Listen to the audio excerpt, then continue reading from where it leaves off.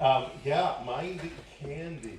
Um, so I want to start out by asking a few questions. There's going to be 4 questions, even though this is not spring or Pesach or Passover. But there are 4, because it just happens to be 4 questions. So the first question is, what are you believing? You don't have to answer. What are you believing? Ralph Waldo Emerson said, make your own Bible. Select and collect all the words and sentences that are in all your readings that have been to you like the blast of a trumpet. So, what are you believing? You make it up. You put all those wonderful readings that you like together and you make yourself your own holy scripture. My second question is, who are you believing? Now, for that, I found a quote by Hildegard von Bingen. Anybody know who Hildegard von Bingen? A few of you know. She was a Catholic mystic in the Middle Ages-ish, and she was also a musician and a composer. In fact, the second part music in the guided meditation was hers. Was from an album called Vision. It's pretty much the only one that's an instrumental. All of them have some Latin behind it, but I wanted to bring in a little Hildegard von Bingen. She was also a naturalist and a homeopath as well. This is quite an interesting woman, and a nun. Anyway, so she said, we cannot live in a world that is not our own, in a world that is interpreted for us by others. An interpreted world is not a home.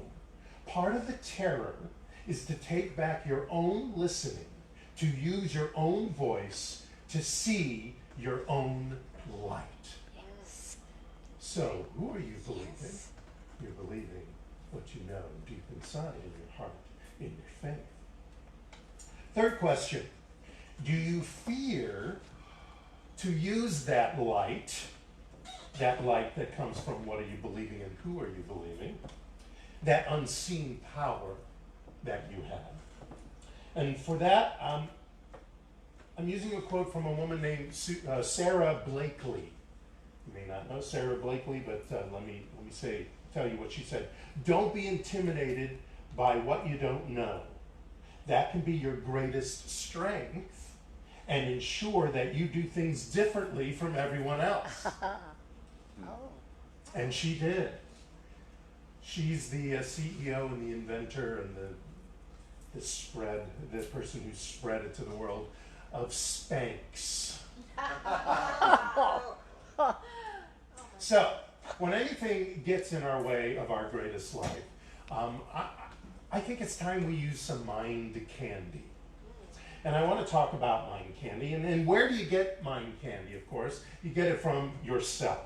Your thoughts, your feelings, your belief, your spiritual practice, your personal Bible, as Emerson was talking about. Now, where do you put this mind candy?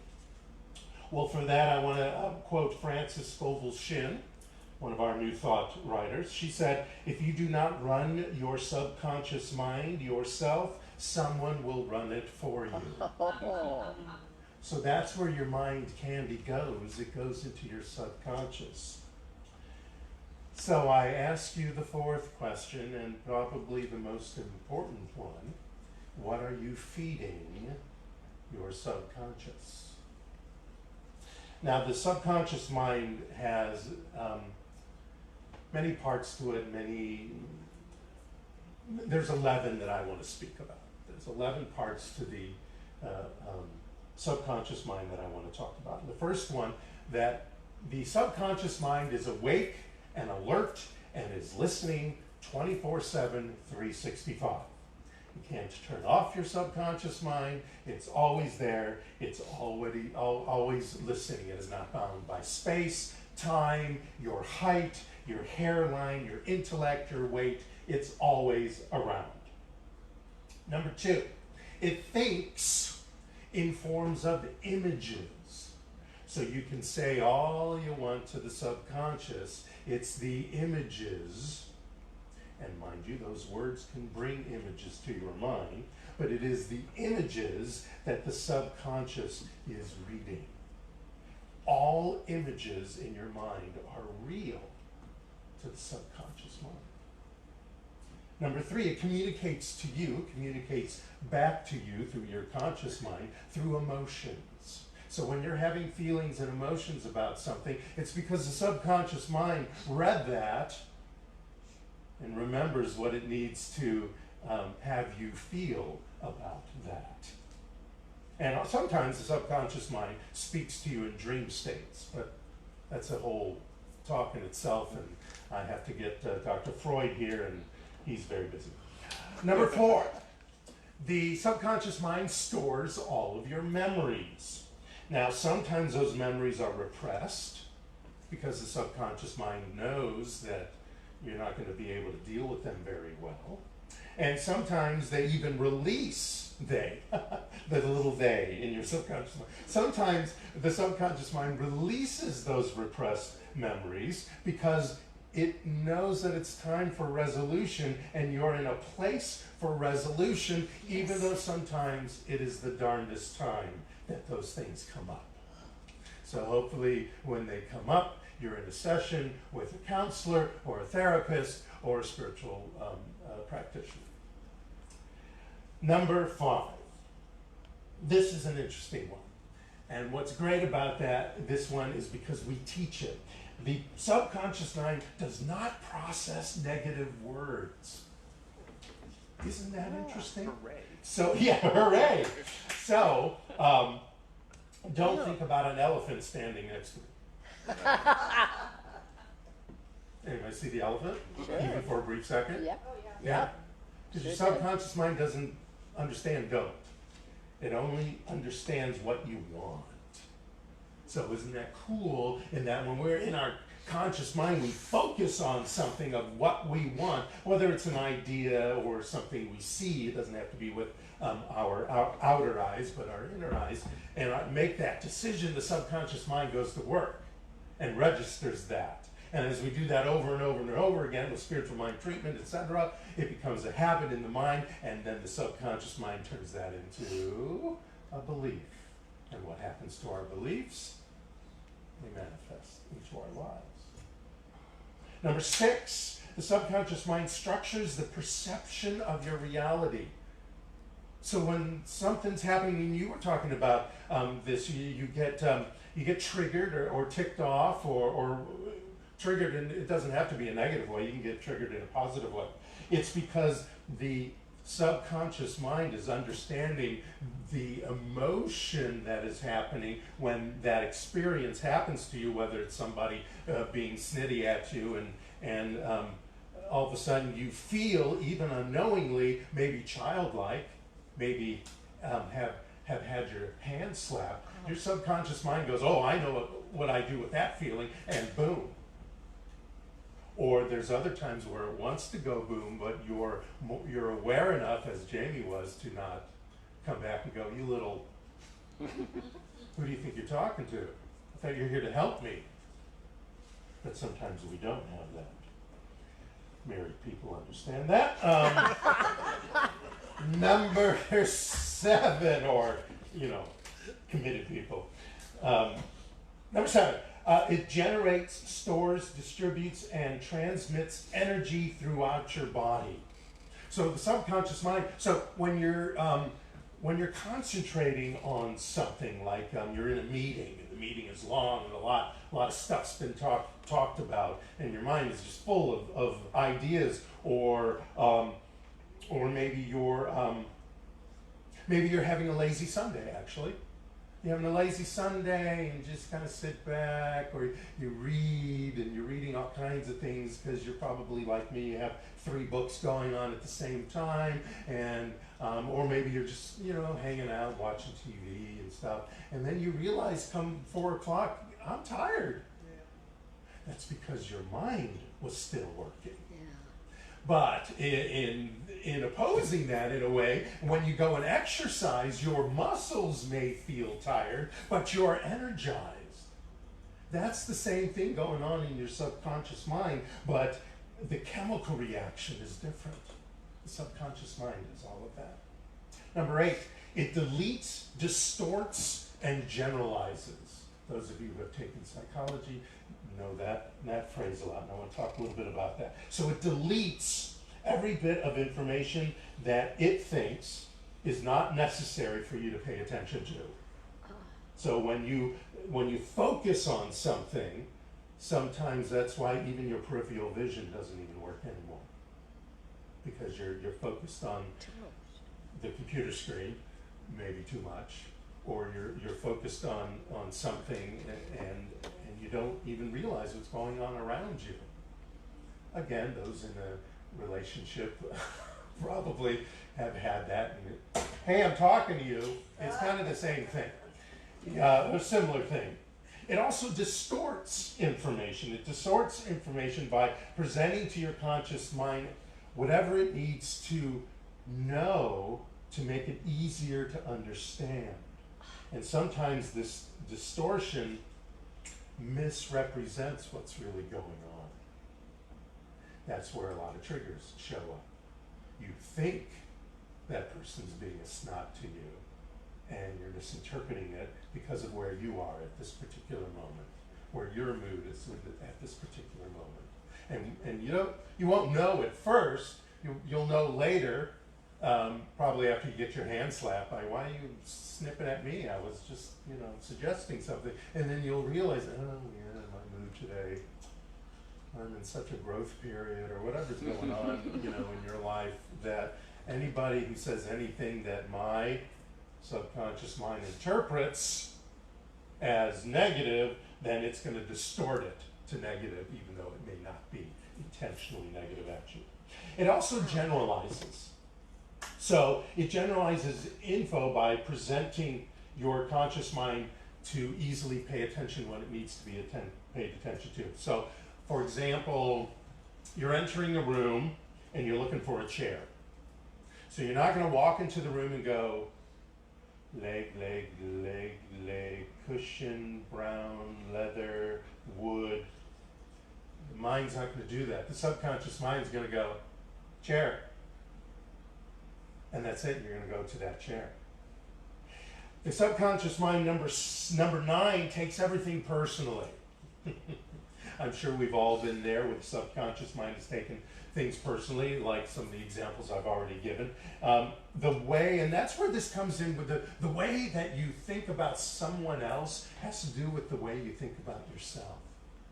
Huh. So many times when we have something against or for another person, it's because, or we're attracted to or distracted away from another person, is because they're representing things either in ourselves that we don't like, or that we like a lot, or that we want more of, and that's all hiding there in the subconscious. It also becomes the basis of our communication with others, and that's where a lot of the ideas of being triggered, etc., etc. Everything you think and say can be used against you by yourself in your subconscious. Number 10, the subconscious controls your habits. Yes, because we've been talking about this whole time. It controls your habits and controls your thinking, not your conscious mind necessarily, because you can always take back your conscious mind. We'll talk about that in a second. But it's there. It's ready to flash information to you. But the great thing is that it wants to follow orders. It has a structure and a code of itself and of your ideas and your beliefs, and those can be changed. Now, think of a record album, okay? A vinyl record album. For a second, I was going to say all of us are old enough, but record albums are coming back. So think of a record album. The grooves, when you look at it, you see the grooves. Now, those were cut in. That is the code. That is the structure that plays the song, right? Now, if you took something sharp and you scratched the heck out of that record album and put it back on there and put the needle down, what will play? The same thing? Are you going to hear Stairway to Heaven just like Zeppelin recorded it? Or I can't think of a Jackson Brown song off my head. You know, anything. Will it sound the same? No. It'll probably sound like nothing if you scratch it up enough. That is the idea of how a pattern or a habit can be broken or interrupted. And we can do that for ourselves using our conscious mind and using other little tools like that idea of taking a rubber band and putting it on your wrist. And when you think something dumb, or you go to the refrigerator because you're bored or you don't want to deal with some emotion or something, bing! Oh, I can do that with this. You can do that, and that gives you a second to stop. It's the weirdest little thing that we were probably all taught a long time ago, but that works. It's called a thought stop. Actually has a name. Or you can, and I do this a lot myself. A certain thought or an idea comes to your mind, and you don't want that to be anymore. I stop and I say negate, delete, void, or just stop. Just say those words out loud. And if you can't say it out loud because of everybody around you, then you say it loudly in your head. And then that idea stops. It stops the subconscious from getting down into the uglies that you don't want it to get down to. And then you can take your conscious mind, which is more powerful, which the subconscious mind wants to listen to, and start telling it, and start talking to it, and start changing its habits, your beliefs, and thus your experience in your life. You can also do reps of exercises, which would be good for you in many forms if you want. And there's also this one. Do you know about the power pose? Have you seen that TED Talk? I did a whole talk about the power pose one. So you do the Superman or you do the Wonder Woman pose. This is a great thing, and I've done this. I've gone to the restroom, you know, at an interview or a meeting of some sort, and just to get my mind off of what's going on there, I go to the restroom, make sure nobody's there. And what happens is when you're in this pose, it changes what's going on in your body. The energy changes, the chemicals change, because we relate this to something. There's another way you can do this, and this is neuro-linguistic programming stuff, is you sit in a certain way. What's a powerful way to sit for you? You have to feel that. Or what's a very comfortable way? And that's sitting back, maybe crossing your legs. That might make you feel comfortable and might make you feel in control. Others need this, you know, feet on the ground, I'm in control now. All those kind of poses will stop your subconscious digging into that negative stuff and bringing in more negative stuff into your life. So the final thing, number 11, is subconscious always wants more input, but it requires quality questions when you want to ask questions. You want positive, focused questions like, what's my next step? Focused, conscious, and the universe will react to that as well because it's reacting to your subconscious, because then the answers to those direct, we'll say positive questions will be more solution driven. And your subconscious knows how to, oh, okay, let me answer that. Does all the neural pathways that it needs to figure out to give you a positive answer. So be conscious, be specific in what you ask. This is the same stuff we talk about in spiritual mind treatment. To be specific and focused and pointed in what it is you require in your life, what it is you want to reveal in your life. So I want you to all remember that emotions aren't permanent. Memories are not your master. That's a big one. Beliefs are changeable, habits are breakable, and values can be revisited, while imagination and intuition can be reignited. And you do that in your conscious mind to your subconscious mind. Dr. Joseph Murphy said, busy your mind with concepts of harmony, health, peace and goodwill and wonders will happen in your life. He's talking about mind candy. Mind candy are those positive things, are your Bible, your holy scriptures that you created. Out of these, line them up, if you'd like, or quotes that you like, line them up somewhere. Felicia Pizzonia said, always ensure that you put beautiful images in your mind that will guide you through all you do. This will make you mind the garden of good things, your subconscious mind, the fertile soil. So use these affirmations. That's mind candy. Be vocally grateful for even the littlest thing. That's mind candy. Get your butt out in nature and absorb that energy. That is mind candy. Energy flows where your attention flows. So your energy, your subconscious will flow with where your attention is. So if your attention's on all the crap going on in your life that's not so great, then your subconscious is going to get fed by that.